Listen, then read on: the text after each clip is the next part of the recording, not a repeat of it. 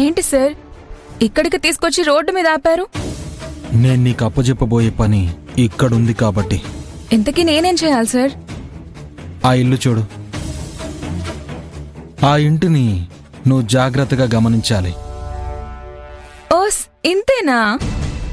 గమనించడం అంటే చూస్తూ కూర్చోవడం కాదు.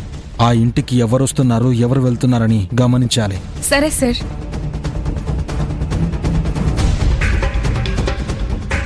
ముఖ్యంగా ఈ అమ్మాయి ఇంటికొచ్చిందో లేదో నువ్వు కనిపెట్టాలి.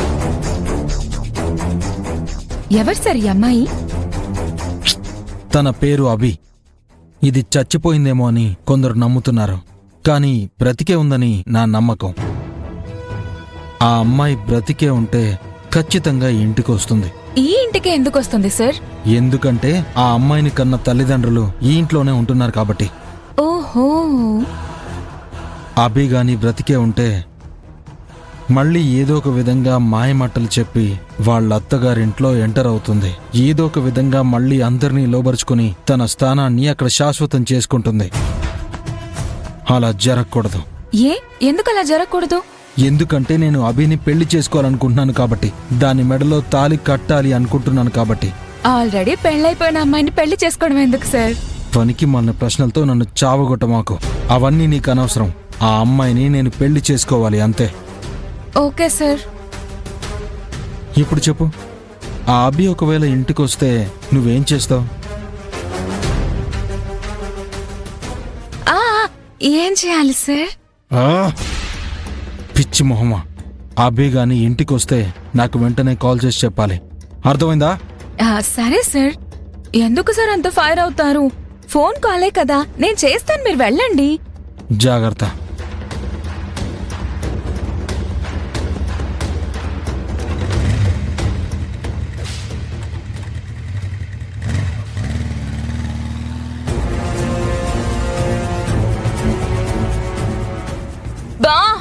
ఎంతసేపని ఈ ఏంటినే చూస్తూ ఉంటాం?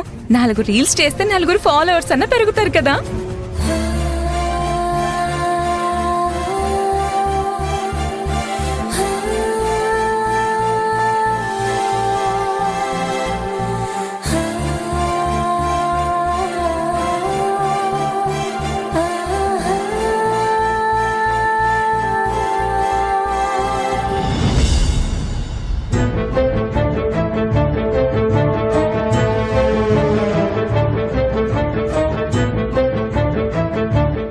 అభి, మావయ్య గారు, మీరెప్పుడొచ్చారు? ఇప్పుడే వచ్చానమ్మా. ఎంతకి నీ హెల్త్ ఎలా ఉంది? బాగానే ఉంది మావయ్య గారు. ఏంటమ్మా, నువ్వు బయటికి వెళ్ళిన కాసేపు ఇంట్లో వాళ్ళను భయపెట్టేశావంట. అందరూ చాలా కంగారు పడ్డారంట. అందరి విషయం ఏమో కానీ రాహుల్ బాబు మాత్రం చాలా కంగారు పడిపోయారు. చెప్పకుండా ఎందుకు వెళ్ళావని నన్ను మందలించారు. ఒక మనిషి గురించి మరో మనిషి కంగారు పడ్డారు అంటే ఆ మనిషి మీద ఏదో ఒక ప్రత్యేకమైన అభిప్రాయమైనా ఉండాలి, అభిమానమైనా ఉండాలి. నందనగా ఉన్న నీ మీద రాహుల్ ఏదో ప్రత్యేకమైన అభిమానం పెంచుకుంటున్నాడని నాకు అనిపిస్తుందమ్మా.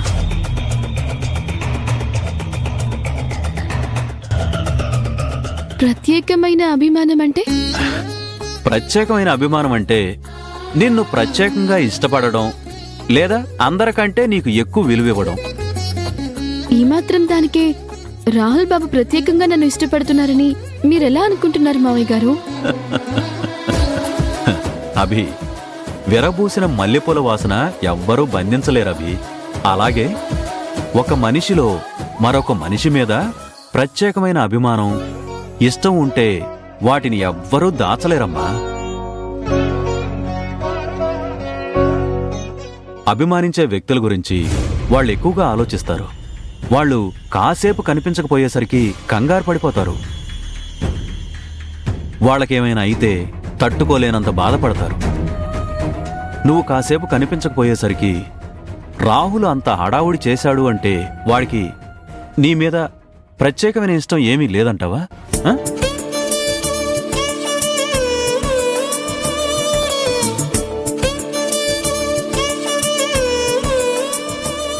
ఇప్పుడు రాహుల్కి ఏదైతే ప్రత్యేకమైన అభిప్రాయం ఉందో, ఏదైతే ప్రత్యేకమైన అభిమానం ఉందో దాన్ని నువ్వు ప్రేమగా మార్చుకోవాలి. వాడు నిన్ను ప్రేమించే విధంగా వాడిని నీ దారికి నువ్వు తెచ్చుకోవాలి. అదంతా సాధ్యం అవుతుందా మావయ్య గారు? ఖచ్చితంగా సాధ్యమవుతుంది అభి. నువ్వు కాస్త మనసు పెట్టాలి.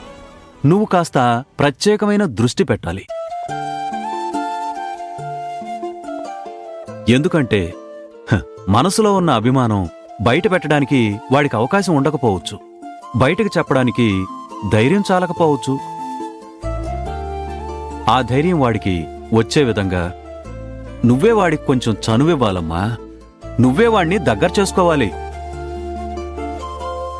వాడి మనసులో ఉన్న అభిమానాన్ని బయటికి నువ్వే లాగాలి.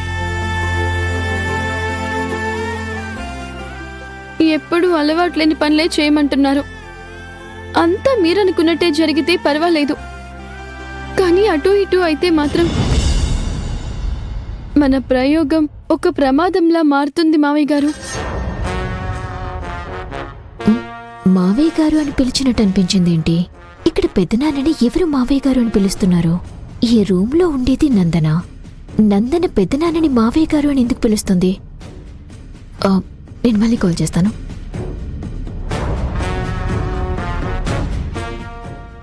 నీ మీద వాడి మనసులో అసహ్యం పెంచుకున్నాడు కాబట్టి వాడు కొంచెం డిస్టర్బ్డ్గా ఉన్నాడమ్మా. నువ్వు అభిగా వాడికి దగ్గరయ్యే అవకాశం ఎలాగూ లేదు కాబట్టి నందనాగా నువ్వు వాడికి దగ్గరవ్వడం ఒక్కటే మన దగ్గరున్న మార్గం. అందువల్ల ఈ అవకాశాన్ని నువ్వు ఎలాగైనా ఉపయోగించుకోవాలి అభి.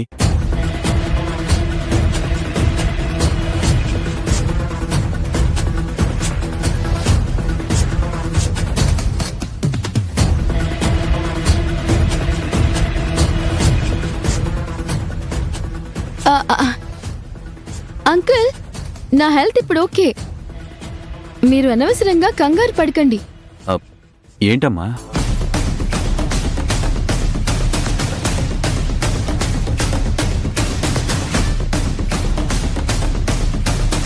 ఓ ఐరేంద్రి, అమ్మా నందనా, మీ వయసు పిల్లల గురించి నాకు బాగా తెలుసు కదా. సమయానికి మందులు వేసుకోకుండా నిర్లక్ష్యం చేస్తూ ఉంటారు. ఎప్పటికప్పుడు క్రమం తప్పకుండా టాబ్లెట్స్ వేసుకో, సరేనా? అలాగే అంకుల్. సరే అమ్మా నందనా, నేను వెళ్ళొస్తాను.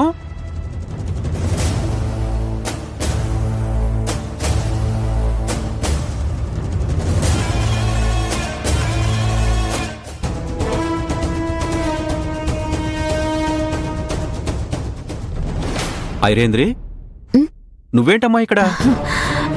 పెద్దనాన్న, అది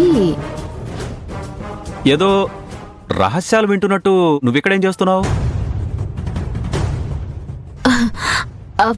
అబ్బే అదేం లేదు పెద్దనాన్న.